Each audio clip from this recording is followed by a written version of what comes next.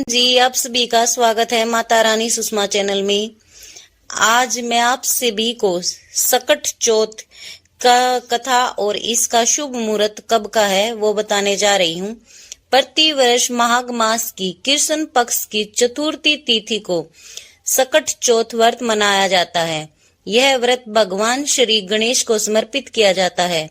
माघ कृष्ण पक्ष की चतुर्थी तिथि को रखा जाने वाला सकट चौथ व्रत हर महिला के लिए बहुत ही खास होता है, क्योंकि यह व्रत माताएं अपनी संतान की लंबी आयु, सुखी जीवन और बाधा मुक्ति के लिए रखती हैं। महिलाएं पूरा दिन व्रत रखकर रात को चंद्रमा को अर्घ देकर यह व्रत खोलती हैं। औलाद की लंबी उम्र और सुख समृद्धि के लिए यह व्रत बहुत ही महत्वपूर्ण माना जाता है। यह व्रत सकट चौथ के साथ साथ संकट चौथ, तिलकुट चौथ, माघी चौथ या वक्रतुंडी चौथ के नाम से भी जाना जाता है। इस वर्ष यह व्रत आज 17 जनवरी 2025 शुक्रवार को है।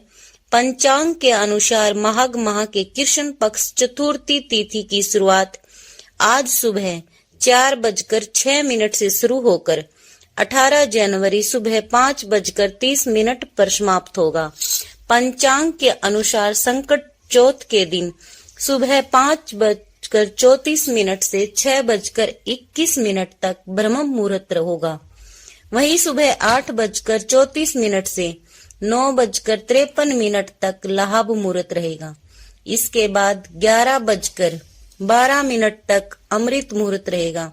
इन सभी मुहूर्त में पूजा करना शुभ माना गया है। संकट चौथ का व्रत रखकर जो भगत सच्चे मन से भगवान श्री गणेश की पूजा करेगा और सकट माता की कथा सुनेगा, भगवान श्री गणेश उस भगत की हर मनोकामना पूरी करेंगे। सकट चौथ के दिन भगवान श्री गणेश और मां संकट की पूजा की जाती है। फिर सकट माता की व्रत कथा सुनी जाती है और उसके बाद भगवान श्री गणेश की कथा सुनी जाती है। इसके बाद ही व्रत पूर्ण माना जाएगा। आइए पहले सकट माता की कथा और फिर भगवान श्री गणेश की कथा सुनते हैं। पौराणिक कथाओं के अनुसार एक बूढ़ी औरत थी। वह बहुत ही गरीब और दृष्टिहीन थी। उसका एक बेटा और बहू थे। वह बुढ़िया सदैव गणेश जी की पूजा किया करती थी। एक दिन गणेश जी प्रकट होकर उस बुढ़िया से बोले, बुढ़िया माँ, तू जो चाहे सो मांग ले। बुढ़िया बोली, मुझसे तो मांगना भी नहीं आता, कैसे और क्या मांगू। तब गणेश जी बोले, अपने बहू बेटे से पूछकर मांग ले। तब गणेश बुढ़िया ने अपने बेटे से कहा, गणेश जी कहते हैं तू कुछ मांग ले, बता मैं क्या मांगू। पुत्र ने कहा, माँ तू धन मांग ले। बहू से पूछा तो बहू ने कहा, नाती मांग ले। तब बुढ़िया ने सोचा कि ये तो अपने अपने मतलब की बात कह रही हैं। अतः उस बुढ़िया ने पड़ोसियों से पूछा। उन्होंने कहा, बुढ़िया तू तो थोड़े दिन जिएगी, क्यों तू धन मांगे, क्यों नाती मांगे, तू तो अपने आंखों की रोशनी मांग ले, जिससे तेरी जिंदगी आराम से कट जाए। इस पर बुढ़िया बोली, यदि आप प्रसन्न हैं तो मुझे 9 करोड़ की माया दे, निरोगी काया दे, अमर सुहाग दे, आंखों की रोशनी दे, नाती दे, पोता दे और सब परिवार को सुख दे, अंत में मोक्ष दे। यह सुनकर जब गणेश जी बोले, बुढ़िया माँ तुमने तो हमें ठग लिया, फिर जो भी तूने मांगा है वचन के अनुसार सब तुझे मिलेगा। और यह कहकर गणेश जी अंतर्धान हो गए। इधर बुढ़िया माँ ने जो कुछ मांगा वह सब कुछ मिल गया। हे गणेश जी महाराज, जैसे तुमने उस बुढ़िया माँ को सब कुछ दिया वैसे ही सबको देना। भगवान श्री गणेश जी की पौराणिक कथाओं के अनुसार कहानी है कि माँ पार्वती एक बार स्नान करने गई। स्नान घर के बाहर उन्होंने अपने पुत्र गणेश जी को खड़ा कर दिया और उन्हें रखवाली का आदेश देते हुए कहा कि जब तक मैं स्नान कर खुद बाहर ना आऊं, किसी को भीतर आने की इजाजत मत देना। गणेश जी अपनी माँ की बात मानते हुए बाहर पहरा देने लगे।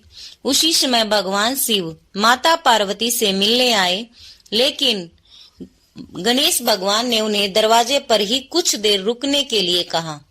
भगवान शिव ने इस बात से बेहद आहत और अपमानित महसूस किया। गुस्से में उन्होंने गणेश भगवान पर त्रिशूल का वार किया, जिससे उनकी गर्दन दूर जा गिरी। स्नान घर के बाहर शोरगुल सुनकर जब माता पार्वती बाहर आई तो देखा कि गणेश जी की गर्दन कटी हुई है। यह देखकर वह रोने लगी और उन्होंने शिव जी से कहा कि गणेश जी के प्राण फिर से वापस कर दे। इस पर शिव जी ने एक हाथी का सिर लेकर गणेश जी को लगा दिया। इस तरह से गणेश भगवान को दूसरा जीवन मिला। तभी से गणेश की हाथी की तरह सूंड होने लगी। तभी से महिलाएं बच्चों की सलामती के लिए माघ माह की कृष्ण पक्ष की चतुर्थी को गणेश चतुर्थी का व्रत करने लगी। हे गणपति, हे गणेश महाराज, हर एक माँ की कोख को हरा भरा रखना, हर माँ की संतान पर अपनी दया दृष्टि बनाकर रखना, उन्हें खुशहाल जीवन देना।